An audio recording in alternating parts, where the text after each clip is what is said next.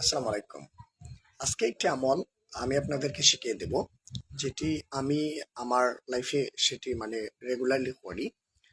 তো সেটি হচ্ছে প্রত্যেক ফরজ নামাজের পর আপনার ডান হাত মাথায় দিয়ে আহ, একটি শব্দ যদি 11 বার উচ্চারণ বা পড়েন, তাহলে আপনার মস্তিষ্কের স্থিরতা এবং শক্তি বৃদ্ধি পাবে।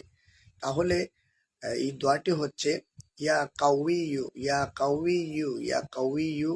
এই দোয়াটি যদি আপনার মাথায় হাত রেখে, এইভাবে আমি দেখিয়ে দিচ্ছি আপনাকে, এইভাবে যদি হাত রেখে আপনার মাথায় হাত রেখে যদি আপনি 11 বার এই দোয়াটি পড়েন, তাহলে আপনার মাথার স্থিরতা এবং শক্তিটা বৃদ্ধি পাবে। যে আমলটা আমি প্রতিনিয়ত করি, প্রত্যেক ফরজ নামাজের পরে আমি এটা করি, কেননা সেটা আমার এখন অভ্যাস হয়ে গেছে। আমি যখন নামাজ পড়াই বা পড়ি, তখন কিন্তু আমি প্রত্যেক ফরজ নামাজের পরে এইভাবে মাথায় হাত রেখে কিন্তু এই আমলটা করি। সো আলহামদুলিল্লাহ, আপনিও এটি আমল করতে পারেন। আমল করলে আপনার মাথার মস্তিষ্কে বা মাথায় কোনো প্রবলেম বা সমস্যা হবে না, এবং মাথার মস্তিষ্কের যে স্থিরতা বা শক্তি সেটা বৃদ্ধি পাবে।